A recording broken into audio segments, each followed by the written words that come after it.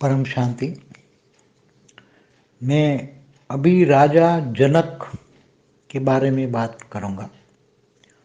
जो राजा जनक कब हुए, तो पहले राजा जनक जो हुए इसके बारे में सुनिए। राजा जनक हुए त्रेता के एंड में। त्रेता युग चल रहा था जब रामावतार होना था, तो राम के ससुर थे राजा जनक। रामावतार में राम के ससुर थे, सीता माता के पिता थे राजा जनक।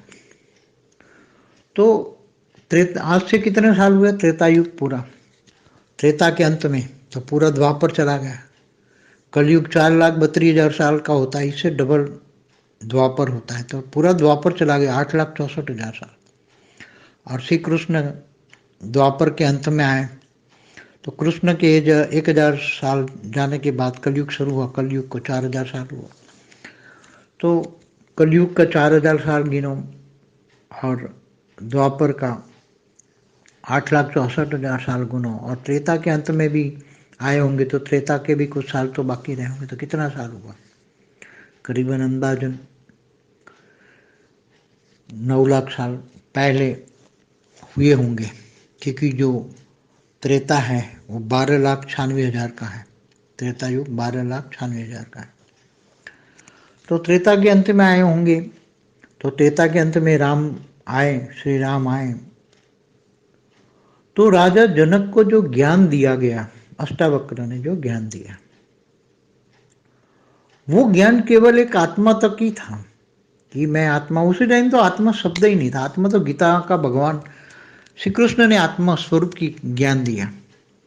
बाकी तो उसी टाइम जड़ और चेतन, पांच भूत माना, 5 तत्वों को 5 भूत कहते थे। पंचभूत पंचभूतों का शरीर है, पंचभूतों की दुनिया, स्थूल दुनिया, और उसमें चेतन माना आत्मा। तो उसी जड़ और चेतन दो ही शब्द होते थे। जड़ माना पंचभूत, तो भूतों के अंदर जो आत्मा है, तो ये एक आत्मा विश्व आत्मा की बात होती थी उसी टाइम। जो हर कोई ज्ञान देते थे उसी टाइम, आज से 9 लाख साल पहले त्रेता के अंत में जो ज्ञान मिला, अष्टावक्र ने उसको ज्ञान तो दिया कि तुम आत्मा हो, तुम आत्मा हो। मगर आत्मा को, आत्म स्वरूप की अनुभूति कैसे करोगे तुम? हर और कर्मयोगी जीवन की तो बात उसी टाइम समझा ही नहीं। राजा जनक थे, ज्ञान ही देने आत्मा हूं, मगर इससे आगे का ज्ञान उनको नहीं मिला। क्योंकि आत्मा हूं इतना तो पता है कि मुझे इन लेप शेप में नहीं आना है, मगर कर्म योगी जीवन कैसे बिताएं, वो ज्ञान नहीं था। वो ज्ञान गीता ज्ञान में दिया। गीता ज्ञान में परमात्मा ने बोला कि तू मुझे देह और देह की सर्व संबंध भूलकर आत्मस्वरूप बन, मुझ परमात्मा को याद कर, मैं तेरे सर पापों का विनाश कर दूंगा। तो उसी टाइम भक्ति मार्ग का तो उनको ज्ञान था। वो यज्ञ हवन सब करते थे। राजा जनक यज्ञ हवन सब करते थे, एक ऋषि की तरह रहते थे। राज ऋषि थे, मगर ऋषि की तरह रहते थे। मगर उसकी आत्मा में कहां से पावर आएगा, कर्मयोगी जीवन कैसे बिताएंगे, वो ज्ञान नहीं था। इसलिए जहाँ कर्म निरंतर परमात्मा की याद में रहकर कर्म योग करते हैं और निष्काम कर्म करना है, वो ज्ञान नहीं था। आत्मा का तो ज्ञान दे दिया, मगर एक उसी टाइम विश्व आत्मा, सारे विश्व की एक ही आत्मा है, परमात्मा का ज्ञान नहीं था। और ब्रह्मा विष्णु शंकर का ज्ञान था कि विष्णु की उपासना करो, या शंकर की। ज्यादातर यज्ञ हवन ज्यादा करते थे, देवी देवताओं की पूजा ज्यादा करते, यज्ञ हवन ज्यादा करते थे। त्रिदेव की, ब्रह्मा विष्णु शंकर की पूजा करते थे, यज्ञ हवन करते थे। तो इससे आगे का कि आत्मा में पावर कहां से आएगी, किससे तुम पावर लोगे? क्योंकि तुम ब्रह्मा विष्णु शंकर को याद करोगे तो ब्रह्मा विष्णु शंकर पुरी में जाओगे। तुम जिसको याद करोगे उसकी पाओगे। तो परम धाम में जाने का, या कर्मयोगी जीवन बिताने का, या निष्काम कर्म करने का, वो ज्ञान गीता में दिया गया उसी टाइम। वो ज्ञान जो अष्टावक्र की गीता में वो है, परमात्मा को याद करके कर्मयोगी जीवन की बात, उनको ज्ञान नहीं था। ज्ञान अधूरा था। मैं आत्मा हूं, ये तो ठीक है, कॉमन सेंस। उसी टाइम तो चेतना होता था। ये तो बाद में गीता ज्ञान को शास्त्रों में मिक्स कर दिया। वेदों का ज्ञान और गीता ज्ञान सब मिक्स हो गया, इसलिए वेदों के ज्ञान में जो चेतना था उसकी जगह आत्मा हो गई। इसलिए ये ज्ञान न होने के कारण, क्योंकि राजा जनक को भी तो 10,000 रानियां थी, तो राज ऋषि कह रहे थे, और वो पहले परात की आत्मा थी, बहुत महान आत्मा थी। राजा जनक महान आत्मा थी, साधारण आत्मा नहीं थी, बहुत महान आत्मा थी। मगर वो कर्मयोगी जीवन का ज्ञान न होने के कारण कहीं ना कहीं, और पुराने कर्मों का हिसाब किताब भी तो चुकते करना है ना। वो पुराना कर्मों का हिसाब किताब कैसे चुकते करें, वो भी तो ज्ञान नहीं था। इसलिए जो बड़े बड़े ऋषि भी होते थे, हिमालय में तपस्या करते थे, वो भी कई युगांतर तक तपस्या करते थे, तब ये विष्णुपुरी में जाते थे। उड़ने की शक्ति, व्यक्ष से अव्यक्त बनने की शक्ति आती थी, मंत्रों की शक्ति होती थी, सिद्धि स्वरूप बनते थे। जिस देव देवताओं के मंत्र की उपासना करते थे, या ब्रह्मा विष्णु शंकर की उपासना करते थे। मगर परम धाम में जाने का, एकदम परम धाम में निराकार पर ब्रह्म परमेश्वर का ज्ञान था, मगर उसको कर्म योगी जीवन का ज्ञान नहीं था। इसलिए पुराने कर्मों का विनाश नहीं हुआ। और उसी टाइम पर भी जो राज ऋषि थे, मगर एक कर्म बंधन में ऐसे काम होते गए, ज्ञान होते हुए भी कर्म बंधन में होते गए, और फिर जन्म मरण के चक्र में होते गए। आज भी राजा जनक मनुष्यावतार में है, और जो अष्टावक्र है वो सूक्ष्म जगत में तपस्या कर रहे हैं, पहाड़ों पे बैठ के तपस्या कर रहे हैं अष्टावक्र।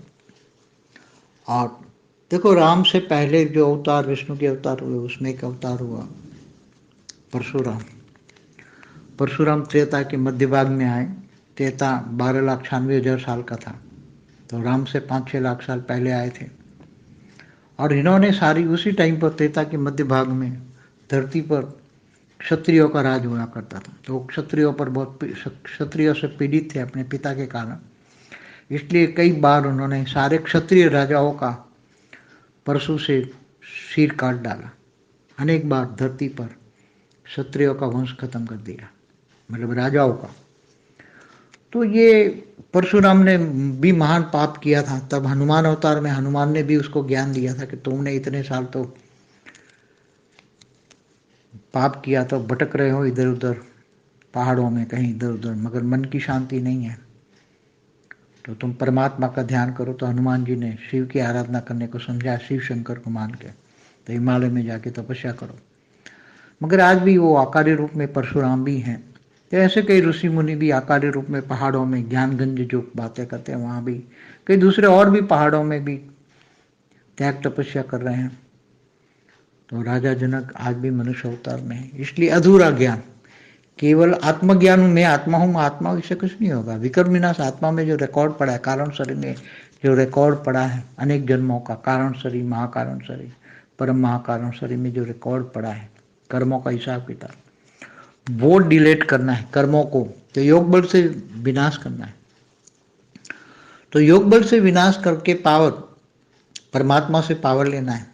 यहाँ बेहद के परम पिता जानते हो, तो बेहद की आत्मा है, बेहद के परम पिता से योग की विधि परफेक्ट होगी तो उसको पावर मिलेगा। आत्मा में आत्मस्वरूप की अनुभूति होगी, आत्मा में पावर आएगी। तो आत्मा की पावर आते ही ये सारे कारण शरीर, महाकारण शरीर, परम महाकारण शरीर में परम लाइट आएगी। परम लाइट आएगी तो सब विकर्म विनाश हो जाएगा सब, और कर्मातीत अवस्था हो जाएगी। जब कर्मातीत अवस्था हो जाएगी, कब आओगे, जब तुम भावातीत बनोगे तो कर्मातीत बन जाओगे। भावनाओं में नहीं बहना। इसलिए गीता में भी अर्जुन को भगवान ने कहा, तो भावनाओं की नदियों में मत बह। ये तेरे सामने जो तेरे देह के संबंधी, चाचा मामा जो भी खड़े हैं, गुरु, तो ये सब तू मार दे, नहीं तो असुरों का, दुर्योधन का राज आया, असुरों का राज आया, तो जो पाप लगेगा वो तेरे को लगेगा। और तू नहीं मारेगा तो और कोई मार देगा, मगर तू अपनी ड्यूटी कर। तो अर्जुन को ये भी बोला कि भावनाओं की नदियों में नहीं बहना है। जो देह और देह के संबंधी है, अगर असुर है तो उसको मार देना है। तो ये ज्ञान, पूरा ज्ञान उसी टाइम, पूरा कर्मयोगी ज्ञान जो गीता में है, तो मेरी शरण में आ, कर्मयोगी जीवन बिता, निष्काम कर्म कर, ये सभी ज्ञान उसी टाइम राजा जनक को नहीं दिया। केवल मैं आत्मा हूँ, आत्मा का ज्ञान देने से कुछ नहीं होता। उसको परमात्मा से कनेक्शन रहकर कर्मयोगी जीवन कैसे बिताना है वो ज्ञान चाहिए। विकर्म विनाश कैसे करें उनका ज्ञान चाहिए। आत्मा में पावर कैसे आए इसलिए ये ज्ञान नहीं था, इसलिए जन्म मरण के चक्र में आए, तो आज कहीं भी मनुष्य अवतार में है राजा जनक। परम शांति।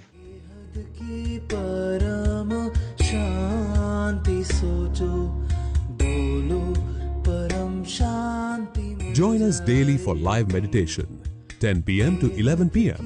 on YouTube Live. Subscribe now. Website www.paramshanti.org. Email us anand@paramshanti.org. Like, share, subscribe. Join today. बेहद की